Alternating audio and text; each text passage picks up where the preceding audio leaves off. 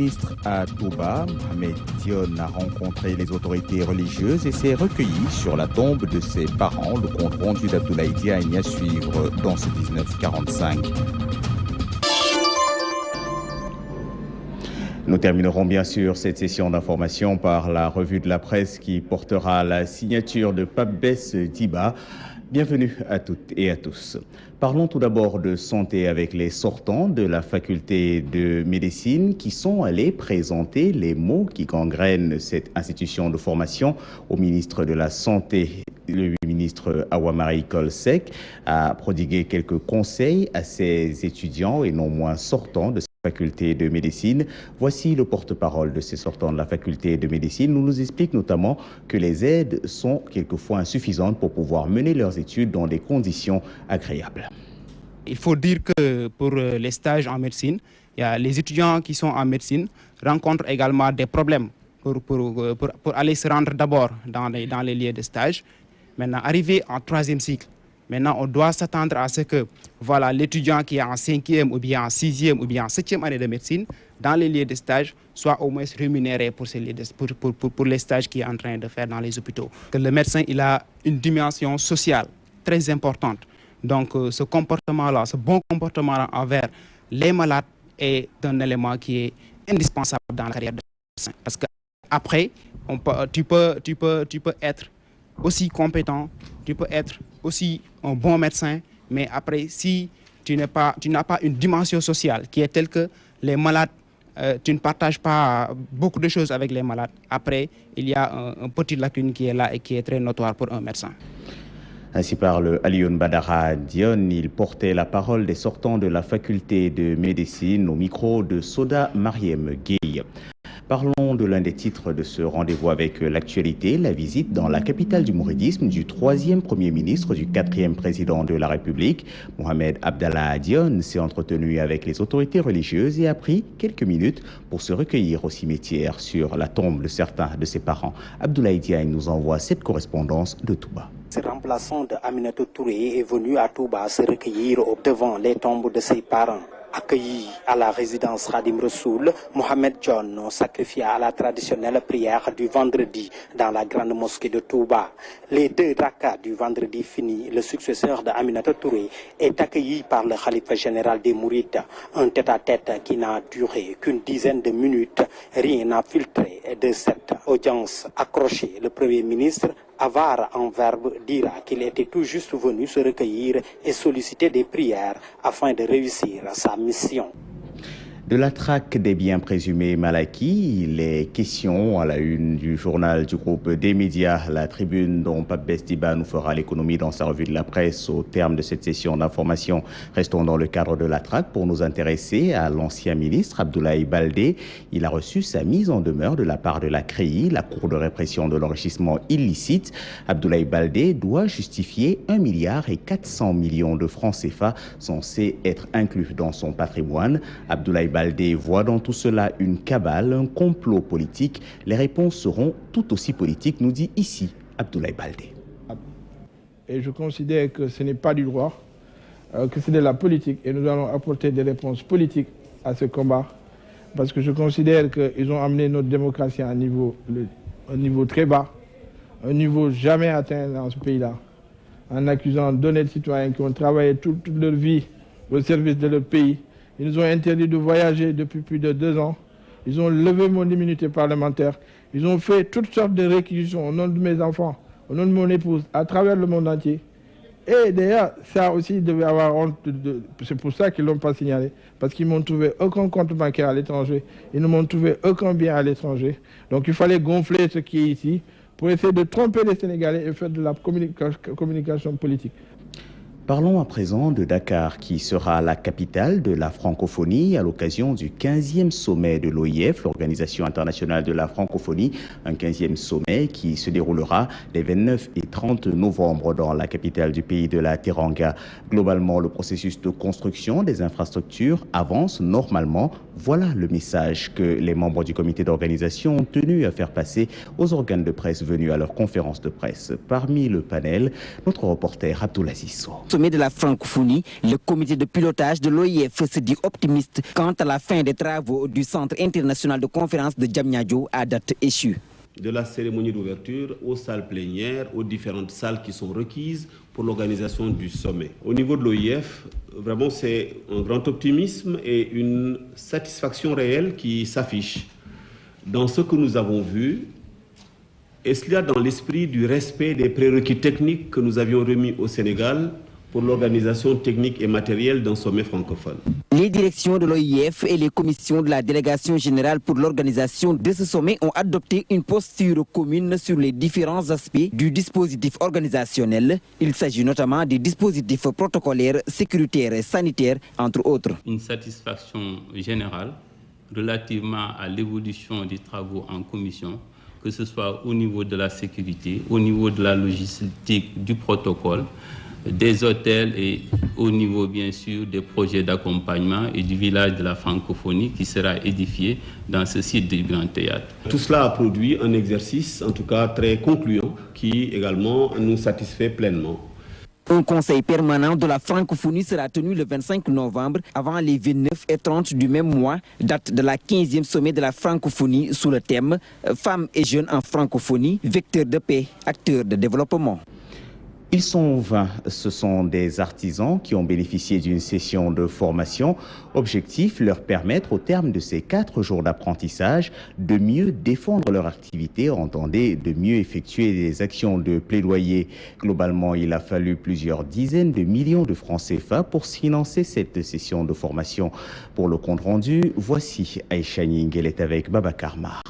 Dans le cadre du renforcement des compétences, a réuni 20 leaders de coopératives autour d'un atelier de 4 jours en partenariat avec l'Union européenne. Le but de ce séminaire, c'est de donner des outils de travail aux différents responsables des organisations professionnelles pour qu'ils puissent vraiment arriver au niveau de leur coopérative, de faire la démultiplication et de vraiment pouvoir mieux gérer les organisations. Pour qu'ils puissent, au niveau du dialogue privé-public, être des interlocuteurs valables au niveau de l'État. Un atelier de formation dont le thème choisi est lobbying, négociation et plaidoyer. C'est un thème qui va renforcer la capacité des artisans de l'Union pour qu'ils puissent être des interlocuteurs valables dans le cadre du dialogue privé-public. Les participants, leaders de coopératives, se réjouissent de la formation. Omar Nian, secrétaire général de la coopérative des artisans menuisiers de Saint-Louis. Ça rentre tout dans le cadre vraiment des organisations et ensuite ça permet aux dirigeants vraiment de pouvoir mieux gérer vraiment les organisations dont ils sont les leaders. Ils ont échangé durant 4 jours pour améliorer la communication et les négociations. Un suivi évaluation sera assuré. Des diplômes ont été remis aux participants. Quelques nouvelles en bref avant de passer à la revue de la presse de Pape Bess Diba. Tout d'abord, cette action de protestation publique initiée dans la capitale sénégalaise par des pro-palestiniens en ce vendredi. Selon eux, actuellement, Israël est en train de perpétrer une horrible agression sur le peuple palestinien. Rien que ces 2 derniers jours, selon les manifestants, on aurait déjà enregistré pas moins de 44 morts et plus de 323 blessés. Les manifestants ont exigé ni plus ni moins la rupture des relations diplomatiques entre le Sénégal et l'État d'Israël. Vous avez pu suivre ce reportage dans nos précédentes sessions d'information. La réaction à cette actualité n'a pas tardé. Dans un communiqué parvenu à notre rédaction, l'ambassade d'Israël au Sénégal affirme que Tsahal, l'armée israélienne, se contente de répondre à une agression, autrement dit au tir de roquettes sur les territoires israéliens. Parlons de l'actualité dans les colonnes des quotidiens parvenus à notre rédaction. Parlons de la Tribune qui nous explique les 3 incongruités du 3e gouvernement du 4e président de la République. Les autres sujets à la une du journal du groupe des médias sont relatifs notamment à la traque des biens présumés mal acquis, avec cette justification de 40 milliards qui incombe actuellement à l'un des pontes du régime du Parti démocratique sénégalais. Pape Bess Diba, vous avez lu la presse du jour pour nous. Bonjour.